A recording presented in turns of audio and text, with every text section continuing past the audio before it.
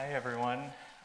Thank you for joining us here at the Carsey-Wolf Center and joining us for this really difficult film and staying for the Q&A. My name is Alex Lilburn. I'm a graduate student here in the Department of Film and Media Studies, and I'm joined by Dr. Keliiaa from UC Santa Cruz from the Department of History. Before we start, I want to thank Annette Cordero for coming and welcoming us to the space. My idea for inviting Dr. Keliiaa to join us was she has a new book that came out last year called Refusing Settler Domesticity, which covers something called an outing program, which we'll get to in a few minutes, but it covers an outing program that was active in the San Francisco Bay Area for a good part of the 20th century. And that was a program that was, it was a forced labor program that was done in conjunction with boarding schools in the US. Before we get into the conversation about outing programs, I want to talk a bit about boarding schools. We've just watched Sugarcane, which is a Canadian film that deals with residential schools in Canada, and I wanted to bring this conversation a little closer to California. So can you explain maybe the differences between the residential school program in Canada and boarding schools in the United States? Yeah, absolutely. And first off, thank you so much for having me. Also, thank you to all of you who've come out on a Thursday evening to watch a very sobering but beautiful film. This history, of course, is not easy, but I think it's something that's really important. It's also part of why I do what I do. I teach in Native American studies, California Indian studies, etc. So the history, what we just saw, is connected to Canadian residential schools, as they call them up in Canada. And those schools operated for roughly 100 years in Canada. And many of those schools, as we saw from this film, are operated and essentially by the Catholic Church, and a lot of them were faith-based institutions. While we did have some faith-based institutions here in the United States, a lot of our schools were actually just secular, non-religious whatsoever. But in Canada, those schools have since shuttered. They're no longer open. And so I think also in Canada, they have something perhaps you've heard of, the Truth and Reconciliation Commission. And so in Canada, there have been federal resources and a national movement towards learning more about the impact of these residential schools. Here in the United States, we don't have anything like that. We did recently have something called the Federal Indian Boarding School investigation. There were 2 reports done in the Biden administration under Deb Haaland. And so that is as close here in the United States as we've gotten to that. But in Canada, we're looking at roughly over 100 schools that again have since closed. And maybe folks remember Kamloops. This was a few years ago. Unmarked graves were discovered at a residential school site in Kamloops in British Columbia.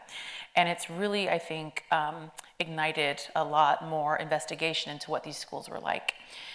Here in the United States, if we look at the NABS, the National American Indian Boarding School Healing Commission, they have roughly about 500 schools that were here in the United States. And when I talk about Indian boarding schools in the United States, I talk about the Indian boarding school system.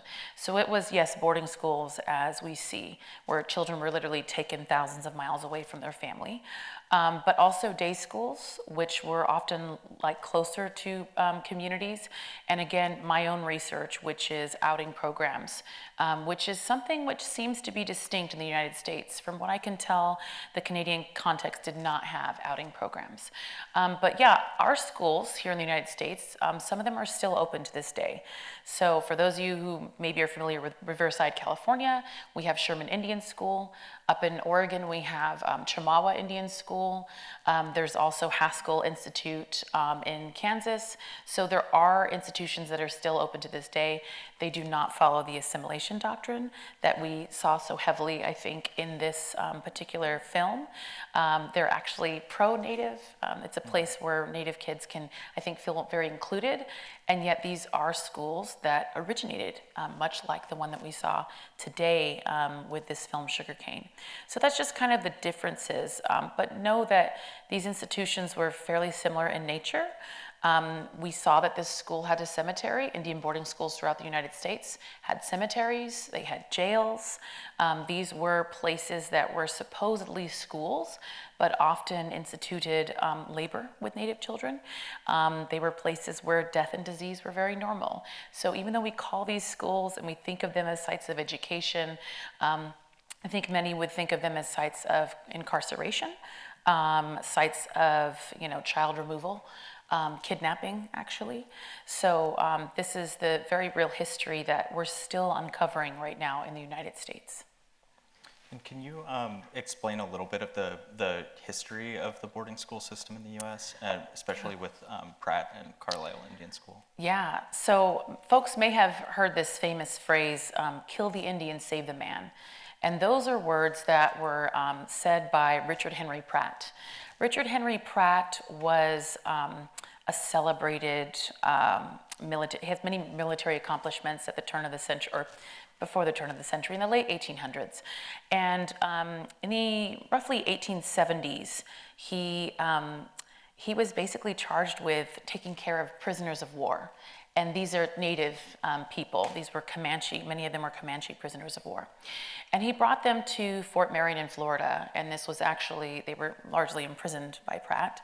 But he had what was considered a radical idea at the time, was that Native people were somehow redeemable, that you could actually transform them. And that was radical because, again, we're talking about Indian wars, which were literally about genocide, killing Native people off. And so Pratt sort of took these prisoners and did a bit of an experiment where he taught them English, he cut their hair, he put them in military garb, and he had them work for like the local white community there in that area. And he felt that this was proof that Native people were salvageable, that you could actually kill the Indian and save the man. And so he got some attention from different federal officials at that time and said, hey, if we do this, we can do this with children. We can get them at even a younger age, or we can literally transform them, and we'll transform whole generations of Native people. So he eventually was granted the former military barracks in Carlisle, Pennsylvania, and it was there he established the first ever off-reservation Indian boarding school in the United States, Carlisle Institute in Carlisle, Pennsylvania. And he also was the orchestrator of outing programs.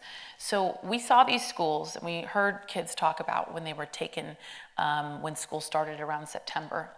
And that actually schools in the United States, Indian boarding schools, also follow that same schedule. But for Indian boarding schools in the United States that had outing programs, Native children on summer break were not going home to see their families. They were being sent out, literally contracted labor, to local white homes, white farms and businesses. And so literally kids are being taken from their family year round. And something that I find in my research is that some students never even went back home. They continued, in my situation, they continued working in the Bay Area and actually going to school at like Oakland High School, Alameda High School, et cetera. So the history starts with Pratt, and it continues for decades and decades. And it's really, insidious history. I want to point out, since you mentioned it, that Tommy Orange's new book, so he's a novelist who wrote There a few years ago. His new novel, Wandering Stars, actually begins at this prison in Florida, before he founded the Carlisle School. And the book goes on from there. I think it's a great book, and I would recommend it. He was actually here a few months ago. So let's turn the conversation now, I guess, to your research and the Bay Area outing program. So you mentioned these outing programs are ways that boarding schools captured Native labor kind of year-round. Mm-hmm. And in this case, people were sent to the San Francisco Bay Area. Women in particular were sent to work as domestic servants in primarily white homes. So Yes. can you explain a little bit about your research and what the Bay Area outing program was? Yeah, absolutely. So I think I've always been interested in Stewart Indian Boarding School, which is in Carson City, Nevada. It's not too far from Lake Tahoe, for those of you who are familiar with that area. My grandparents went to Stewart Indian Boarding School. They met there. My grandmother was a domestic worker. And I think as a child, I kind of just assumed that was sort of the work that was available to her. And then much later in life, I realized that's what she was trained to do at boarding school. And so this kind of question of domestic labor, Native women, really interested me. And basically in doing this work, I found that there's a whole outing archive at Nara San Bruno, which is close to SFO for any of you who have flown into San Francisco. And those archives include over 14 boxes of Native women's lives in the Bay Area when they were there for the Bay Area outing program. So what this program did is it actually started at Stewart Indian Boarding School. Stewart had its own outing program, which was local, so would have been more so in Nevada. But eventually the outing matrons there, the matrons, they wanted to expand and bring girls to the Bay Area. So I found newspaper articles that show that as early as like 1911, Native girls were coming to the Bay Area from Stewart. So eventually that program became independent and it became the Bay Area Outing Program. It was actually created just down the street from UC Berkeley, where I went to undergrad and grad school. And so essentially this program that kind of started out small from Stewart grew to actually funnel Native girls from all over boarding schools throughout the West Coast, even in the Pacific Northwest, some as far as actually Haskell over in Kansas. So this program from roughly 1920 to 1940 would funnel Native girls from boarding schools to work as live-in housemaids in the Bay Area. So we're talking Berkeley, Alameda, Oakland, San Francisco. Some of them worked in like 11-bedroom mansions in San Francisco. And basically in exchange for room and board, these girls would work and labor in these houses. And it was a program that ran for roughly 20 years, but it was so common for these girls to come from, Sherman Institute down in Riverside, to come from Stewart, to come from Chamawa, et cetera. So it was really an interesting phenomenon, because there's only a few programs throughout the United States that were just for women. And because it was for women, all they did was domestic work. Because in these outing programs, though they often ran from different boarding schools, which were co-ed, they might send young boys to work as farmhands. But Native women only were allowed to do domestic work. And it was there that I learned that this is why my grandmother did what she did, because she and other women in so many generations before her had been pigeonholed into this kind of labor. How did you find this archive? How did you get started looking at outing programs? Yeah, so I knew that the Stewart files were at San Bruno. And I actually, after undergrad and years before grad school, I went to pull my grandparents' files. And so I knew there was something there. And I knew that this had somehow been affiliated with Stewart.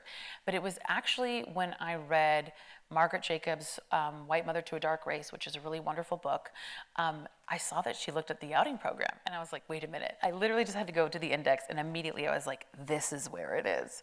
So I went to that archive and actually digitized it many, many years ago. And it's something where when I just went there and saw even just a couple of files, I was like, there is a huge story here. And I think I really want to tell it, because it's Native women's lives that I think are often invisibilized, thought to not exist, right? Especially in the early 20th century, people are like, what are Native people doing then? But it was so compelling to me, I really had to tell it. One of the things I really appreciate about your book is you have a whole chapter on labor, where you connect the this female labor to a larger history of dispossession and forced labor in California, particularly in relation to the mission and the mission system and the rancho system. Yeah. Can you talk a little bit about how the outing program fits into the narrative of assimilation and forced labor? Yeah, absolutely. I'm looking at a program that was like 1920 to 1940. So most people will be like, stay in that time period. But for me, I was like, no, this is connected to a larger arc of domesticity, of domestication, of forced labor, especially in California. So, in doing my work, again, I do California Indian Studies, I do Native Studies, I do place-based learning, so I really love California and California history. So in kind of talking about this history of Native women, I felt like I had to connect it to the arrival of the Spanish, the Mexican period, the early American period. Because for me, it's really understanding that the forms of domesticity that were forced upon Native women was really something that was colonial. It's not something that was something that we had in our own communities prior to that. So it was important to tell this story of, well, actually when missionization happens here in California, Native women were forced into domestic work. And actually later when California became Mexico, Native women were simultaneously forced into labor in Mexican ranchos, right? And for me, it was also important to tell the history of early California. And one of the things that I do in my first chapter is this arc, and I point out a policy in 1850 once California became part of the United States, and it's the 1850 Act for the Government and Protection of Indians. And this act allowed basically the enslavement of Native children through this policy. And literally, it was only available to white settlers. So even though we know that there were Mexican folks, Chinese folks, black folks, et cetera, at this time, the only folks who could take advantage of that were white individuals and families. And basically, they were allowed to take in an Indian child and have that child labor for them in their homes, in their houses. And so it's just like outing, to me, it's so connected. And that really instituted this kind of forced domesticity of Native children and particularly Native women. So I felt like I had to connect that. So I felt like I had to have that first chapter really try to give the context for, as much as we're talking about 1920, 1930, 1940, this is actually not new in the state of California. Yeah, and one of the other things I really appreciate about your book is that your work kind of upends the narrative that of Indian relocation in the mid 20th century. So we have this idea that in the 50s people were being moved off of the reservation into cities, but your work is actually showing that people were in the Bay Area and in other cities for decades before. Yeah, the more I did this research, I was like, the Bay Area is not the exception. But a lot of people, I think maybe you're familiar with the term urban Indian. I myself identify as an urban Indian.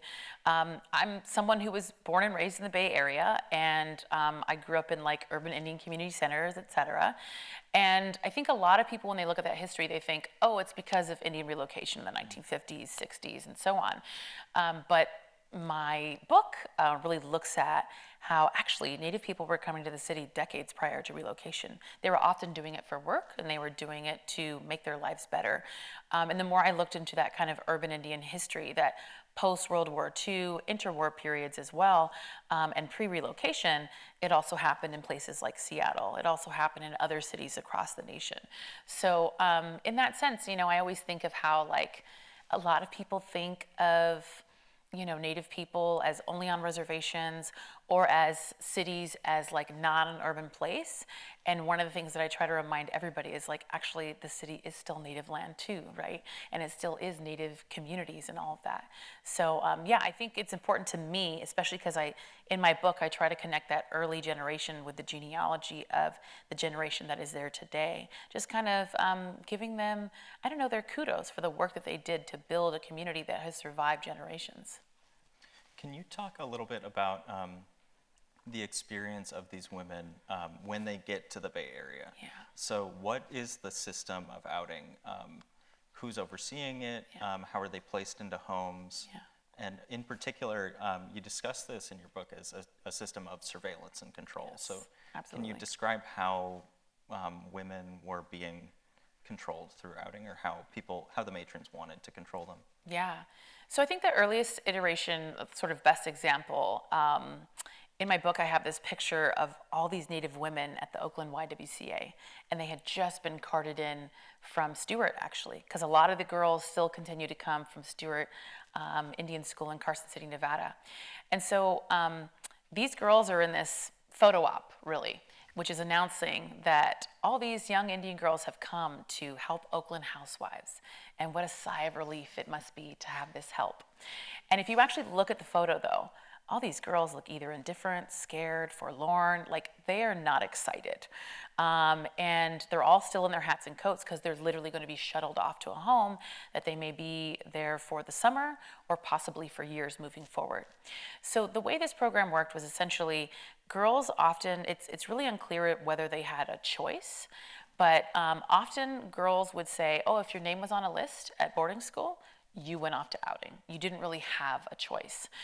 Some girls, though, did actually write the matron in search of jobs, because the reality is, in a lot of the rural communities that they come from, having steady, regular work, like domestic work, just really was kind of impossible.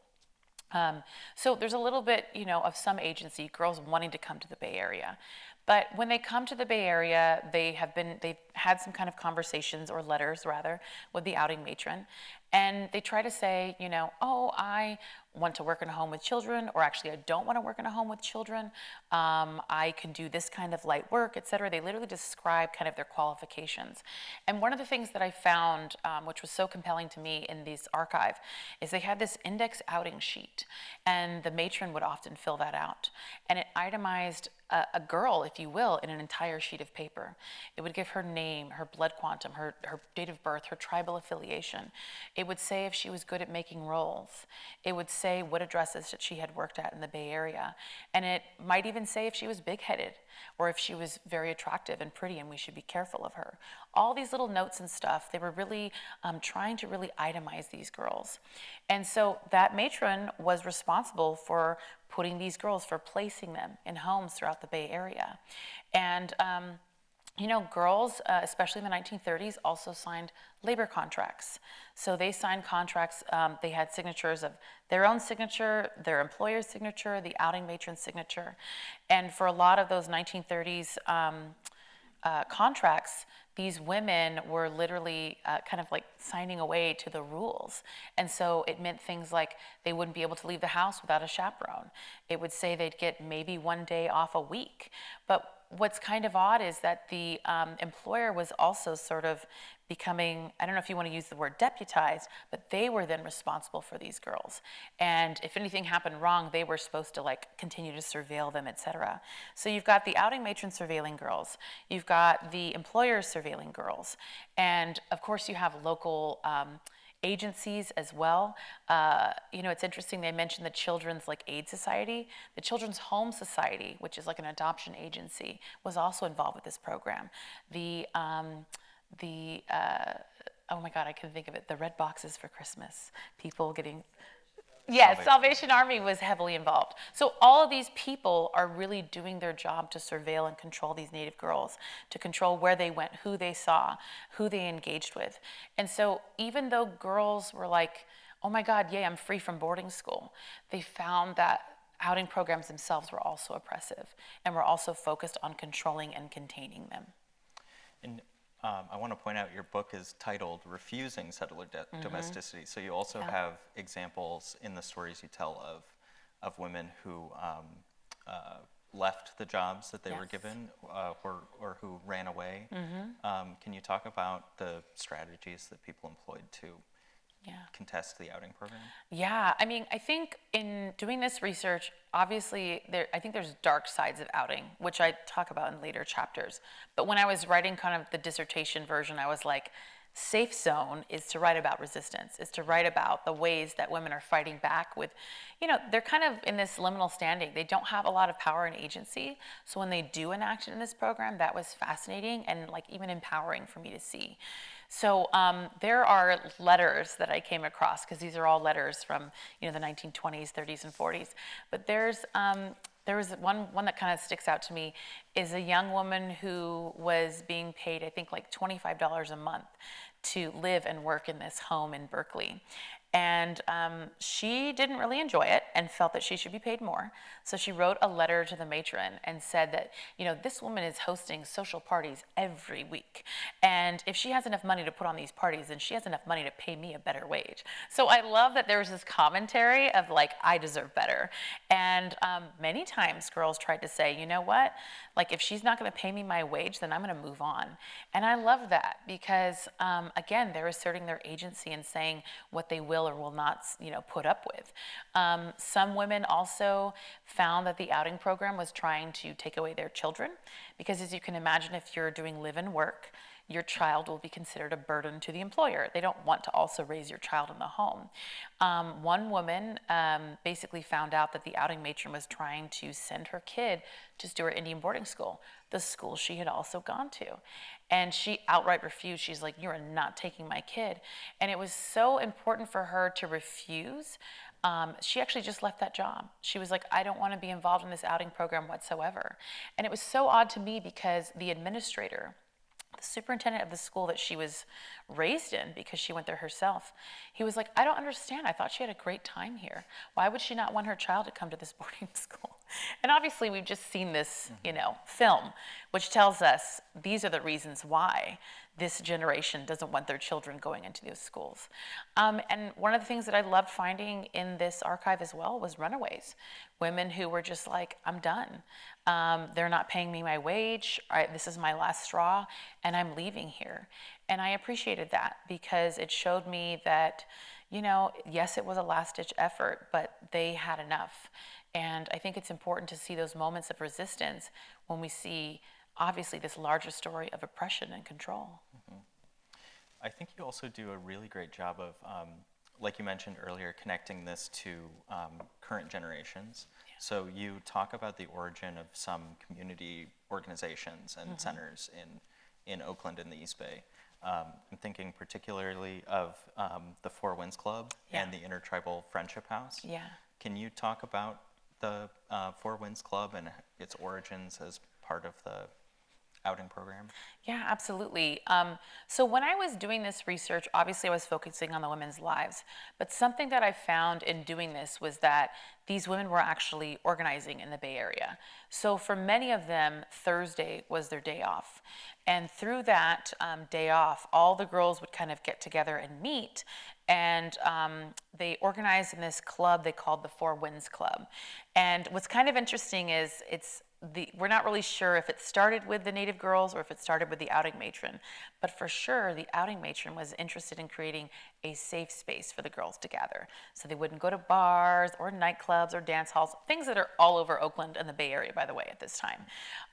And so anyway, in this organization, they are having socials, they're having dinners, they're putting on Halloween parties for kids, Christmas parties, Thanksgiving parties, etc. And so while it starts with these, young domestic workers, this organization grows, especially as we near World War II. All of a sudden, there's enlisted, Native enlisted men coming into the Four Winds Club. There's folks later who are enrolled in UC Berkeley and going to school, and they're coming to the Four Winds Club. So while it started with these Native women who are domestic workers, it grows to include basically this pan-Indian co-ed community. And the Four Winds Club is really, to me, deeply connected with the beginnings of the Intertribal Friendship House, because a lot of those same people would later come to this organization. So the Intertribal Friendship House is a mainstay in the Oakland and East Bay community to this day. And through this organization, through Four Winds, a lot of those same people were involved with IFH, as it's called, which created like sports leagues throughout the East Bay, socials, community events, powwows, all kinds of things. So, the city itself, I think, may have felt originally inhospitable to these folks. But eventually, by creating community and fostering community, they were able to kind of sustain. And I find that story really compelling and very interesting to see, like, this is how they made the city home. I want to ask a question about your personal connection to this archive. I know we've touched on it a little bit, but I want to read a brief quote from your introduction that when I first read it really affected me. So basically, you are talking about the responsibility to tell the story and using the women's full names in your book, which you do. And you say, perhaps this while it certainly is a risky choice to use the women's names, I want the descendants of these women to know what our government did to them. Mm-hmm. I want them to know what their aunts and grandmothers and great-grandmothers endured to give them the lives that they have today. So can you talk a little bit about the need as a researcher and as a historian to deal with such an intimate and personal history? Yeah. I mean, I will say in starting this work, it felt like, yes, I really want to tell their stories, and then simultaneously, God, am I going to do a good job? Mm-hmm. You know, like, am I going to do justice to this? Probably what the filmmakers were thinking as they put together and edited Sugarcane. I think I became concerned that, like, maybe I wouldn't get it right or something of that nature. But in doing this really kind of personal work, it can be really difficult, you know, because I think I even felt my own life and family was implicated in this outing story because my family had been involved with the Bay Area outing program. And I think when there's other historians that have looked at the same archive, and they all chose to use pseudonyms. So it'd be Betsy so-and-so or whatever. And I know that they did that to protect the identity of the women. And simultaneously, I was like, but we can't do a proper indictment, if you will. Do you know what I mean? I think it was really important to share their real names so people could understand what their ancestors went through. So interestingly enough, I did, one of my first book talks was at UC Berkeley in November of last year. And there was a woman there, and she's like, oh, you know, my grandmother was in the outing program. She had also worked as a maid in I think, Berkeley or something like that. And I don't even think she called it the outing program. That's the, like, federal term for it. And I said, oh, what's her name? And she's like, oh, Bernice. And I said, is her last name Hunter? And she's like, yes. And I said, she's in my book. I wrote about Bernice Hunter. And she started to cry. And it made me really emotional too, because I think it's important that we have these stories, that we're able to see the impact of the extension of federal Indian boarding schools. And what I love is that her grandmother, Bernice, wrote to the outing matron. She refused basically eventually to work for this home. She really, they felt like she was a member of the family, but she didn't think that at all. She was like, these people are not treating me well, they're not paying me, and all this kind of stuff. And she refused and she pushed back. And I love that. And so I also like that I'm able to provide her with this story of her ancestor that is caught in these archives. And to me, these archives are our archives. Like, even though these are officially federal archives, those stories, I think, are Native stories and histories that we need to reclaim. So in a sense, I'm really thinking about this as whether it's a repatriation, rematriation, but I think it's our job to go out there to get their stories. And you see that literally in this movie. All the archival work they're doing, all the microfiche, microfilm, etc. Like, they are really trying to track down this history. And it has been so secreted away, right? So I think it's really important why I do that work, and I think why it's like a personal thing for me. Was there anything in the archive that really surprised you when you were first looking at it? Yeah, there was a lot of things that surprised me. Really early on, I came across death, and I was not expecting that whatsoever. And when I was writing as a grad student in the dissertation stage, I was like, I don't want to touch this right now. Like, I'm not resourced enough. I don't have the capacity. But in 2020, when we were all sitting at home and stuck, and I think I was mad about our situation, obviously, it was very frustrating. And I felt I had digitized my archive, so I had nowhere to go. It was literally on my computer. And I thought, I think now's the time to write it. And it was so interesting for me. So I basically looked into women who basically had issues with sexually transmitted infections, STIs, and also women who would eventually die from tuberculosis in the Bay Area. And I was so sort of frustrated because I was learning about the history of tuberculosis. It was not that different from COVID. And I was like, we've literally been here before, but apparently we don't know how to respond to these kinds of things. But that dark history was something that I felt I needed to kind of process, and I was finally ready for. So the last 2 chapters of my book take up those arguments. And I think because I was so angry. My voice is actually stronger and better. And those two chapters, chapters 5 and 6, are so dark, but they're kind of my favorites in that sense. It helped me get through a dark time myself. Is there anything that we haven't covered that you think is super important that you have to get across with the outing program? Yeah, well, yes. I think I mentioned earlier that report that Deb Holland and others created. They did an investigation of the boarding schools throughout the United States, and the thing they didn't touch whatsoever was outing programs. And so to me, that is just, it's not erasure, but you are missing a whole history. We have to understand that if we look at one boarding school, we have to look at the outing programs that it had. We have to see, okay, well, what children were you sending here? What happened? What were their experiences? Because even in thinking about things that surprised me, there was a story of a Native boy who went to the Bay Area, and he was killed. He was murdered.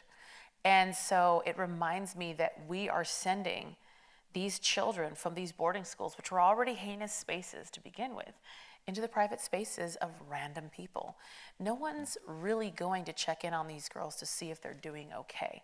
They're going to surveil them. They're going to tell them if they were talking to a boy at night, or if they were acting inappropriately, or if they burned something and now they should use their money to replace the item that they burned. But they're not going to see if they're actually being taken care of. When I was doing this research, officially girls were supposed to be living in the homes of their employers. Some girls were forced to sleep outside. Another girl was forced to sleep with the baby, which meant she never slept. And so we're assuming that these are decent people, but the reality is they're not necessarily great people. They're probably a little wealthy, for sure. These were well-to-do communities that were bringing in Native girls, but that didn't mean that they were good people. That didn't mean that they were actually going to take care of them and look out for them in such a good way. So outing is almost like this ignored thing that is yet very much a part of the federal Indian boarding school system, the story of the impact of federal Indian boarding schools. So I feel like, if folks walk away today understanding that that's part and parcel of this system, then that is important. And I guess the other thing I would say is that, I'm thinking about what Trudeau said. Obviously, that was a photo op. We know that, right? But he really was saying that, at least in the Canadian, framework, that this is history that everybody needs to know. And in Canada, they have Orange Shirt Day, which is, a day where nationally it's a day off. People are supposed to be encouraged to look into the history of residential schools in Canada. We have nothing like that here in the United States. But if you walk away wanting to learn about Indian boarding schools and the impact of them, then I think that would be really important, Because I think, especially as a historian, I think it's everybody's history to learn Native history. If you were born and raised in California, I hope that you learn California Indian history. Same thing, if you're born and raised in New York, go learn, New York's Native history. Place-based learning, I think, is really important, and I think it's our responsibility as individuals to do that. Because unfortunately, to date, our education system has not done that for us. So we have to do the work individually until they're ready to rise to the occasion. I'm going to ask one last question. Sure. Before we turn it over to the audience. So Okay. I want to connect it back to Tommy Orange again. Mm-hmm. You quote him in your conclusion to your book. Yes. And you touched on this a little bit already, but you quote his novel there. You say, "Getting us to cities was supposed to be the final necessary step in our assimilation, absorption, erasure, completion of a 500-year-old genocidal campaign. But the city made us new, and we made it ours." So can you reflect on all of the research that you've done on the outing program and how you feel like it's connected? Has it given you a deeper sense of connection to the Bay Area and Indian community and your own family? Yeah, absolutely. I love that quote. When I read it, I was like, Tommy Orange, you got it, Because I think for me, again, someone being born and raised in the Bay Area, going to Indian centers, working at the American Indian Child Resource Center, et cetera, to me, the city is a Native place. And I feel like he got that. And again, many would argue that relocation was meant to crush and assimilate Native people. And many Native people were like, watch me. And they created these centers, again, that these spaces that have sustained generations. And when I talk about IFH, for Women's Club, et cetera, I'm just talking about the East Bay and largely the Oakland community. The Native community in the South Bay is distinct in like San Jose, Santa Clara is distinctly different than even the Native community in San Francisco, you know? So I think also seeing our diversity in that, the different ways that people were able to foster that. So something I'm doing right now is writing an article about Indian sports leagues in the mid-century, so like 1950s, 60s, 70s. And it's reminding me that there was such this prolific history, you know, that Native people were creating. And this is all happening in the city. And this is all happening like with Oakland Parks and Recs, and it was happening at like Oakland high schools, junior highs, and ball fields and stuff like that. It's happening at Frank Ewell Field where the Raiders used to play. And so to me, we are so connected with the city. We literally did make it our home. And there's so many generations of Native kids from those women in the 20s, 30s, and 40s, and also from the folks who did also come out on relocation in the 50s and 60s and so on. So it's for me asserting an urban Indian identity, and also kind of like giving props to all the people who came before me to create the space that I call home. That's a great note to go into the Q&A on. All right. Thanks. I'll try and keep this. There's so many questions I have for you, but I too grew up in the Bay Area. I lived there for many, many years, and I've honestly I'm very familiar with the Asian situation, what they went through, what the Italians went through, what the blacks went through, obviously, what Irish went through in the city, but I never ever heard anything about the Indian situation. And I'm not saying it doesn't exist. I'm just saying it's strange that it just, I don't know anything about it. So it's been really interesting listening to you. And I don't want to sound, maybe some of these questions are stupid. I haven't read your book yet. But is it possible that the people who first sent these women to San Francisco were thinking of it being a good thing for them? After all, my girlfriend, who I live with, she came from an Italian family. It never came to question that she would go to college. That's stupid. Get a job. Get married, you know.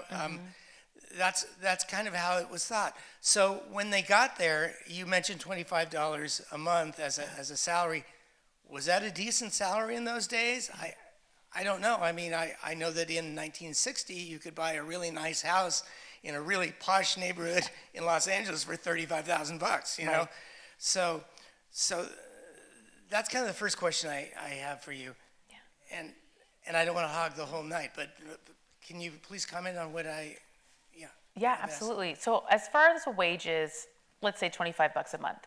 Yeah. In doing all the wage analysis, it's important to know that Native women are not going to be paid any better than white women who are doing the exact same job. Right.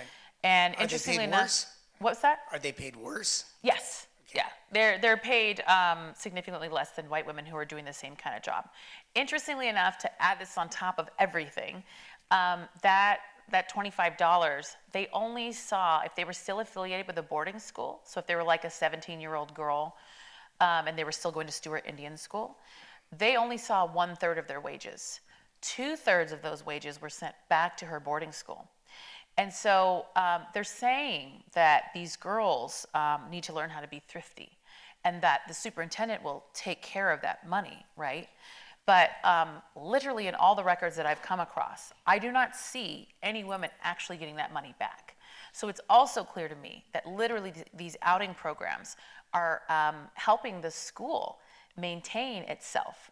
They're keeping the lights on, literally their labor, their wages. That said, for a lot of girls, being able to have money was a big deal, especially for their families. So sometimes their parents would actually write the matron and say, hey, my daughter's of age, can she go out there to work in the Bay Area? Because again, being able to have access to these wages, which are regionally significantly higher than say Elko, Nevada, that would be a good thing. So it's kind of this like push-pull factor, right? It's a promise and a predicament at the exact same time. Thank you for your question. So how old were these girls to be of age? Yeah, that's a great question. So Girls in this program, because they're again coming from boarding schools, the average age across the board, most of them were 14 to 19 years old. There was a case of a girl who was as young as 12 who was working in one of these homes. She spent her 13th birthday in the home. And when we think about the history of Indian boarding schools, mostly, maybe you heard in one of the folks there, he said he came when he was 5 years old. Most boarding schools would take children as young as 6 years old. And so a 6-year-old wasn't going into outing, at least not in this program, but that could happen in other programs because I'm talking about outing in the Bay Area. You have to remember pretty much every single boarding school would have had an outing program. So if we're looking at 500 institutions across the board, there's probably hundreds of outing programs across the board. So again, these are mostly teenagers, young girls. And while some women in the program would later return to the Bay Area in their 20s and 30s, that average age was still 14 to 19 years old.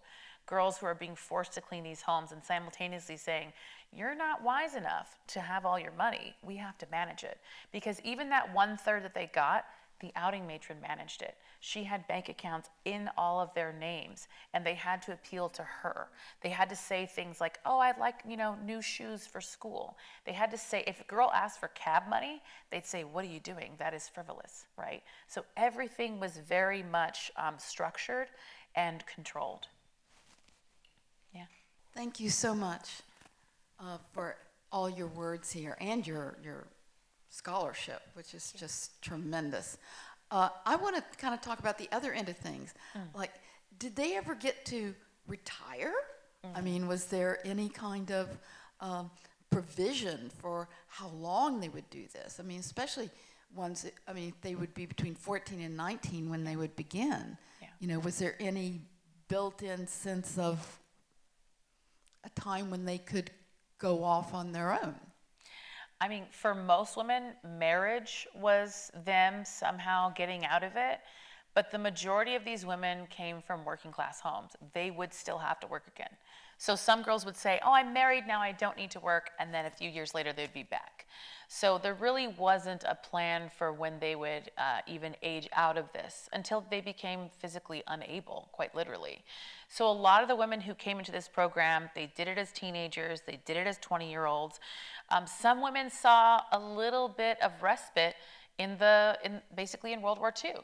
All of a sudden, they could work in a shipyard and earn a lot more money, and they wouldn't have to have a matron like breathing down their back, watching everything that they do, taking, some chunk of their money. But we all know that, Rosie the Riveter only lasted for a period of time. Once the war was over, a lot of women found themselves looking for these kinds of jobs because that's what they had experience in. So it's kind of like girls would try to get jobs at canneries and factories, and they often found that they didn't have the experience, and they were cut out in that way. So for a lot of women, they continued in this kind of domestic work. Maybe it wasn't a home, maybe they moved on to working in hotels, but this is what many of them did for the rest of their lives, quite literally. Hi, thank you for what you're doing. To rewind a little bit, when you were talking about Pratt, Yes. was it General Pratt? Yes. Was his whole idea altruistic because he saw all the genocide going on, and he thought, well, this is, if we can redeem them, then we don't have to kill them? Yeah, I think so. I mean, that's what made him radical, right? Because at this period of time, people were like, no, we just got to kill them off. We want the land. We want the resources. And that's what they had done. But if we look to the early creation of boarding schools as they expanded from Carlisle onward, basically all of these federal officials got together and decided it's actually cheaper to educate Indian people than it is to kill them off. These Indian wars were getting too expensive. So it became an economical response. So yeah, maybe Pratt was like, let's stop killing Native people. But the other people, his contemporaries, said, this is expensive. Let's create schools instead. And so that whole system really, breathed life right into like hundreds of schools throughout the United States. Again, some of which are still open to this day. So maybe Pratt had a conscience. I'm not sure. Some would argue he did. But it created a system that was supposed to be economically, superior just to try and educate these generations. So thank you for that question. Yeah. Thank you, everyone, for joining us for the screening of Sugarcane and the conversation with Dr. Keliiaa. And thank you for joining us here at the Carsey-Wolf Center. Yeah, thank you for having me. This was great.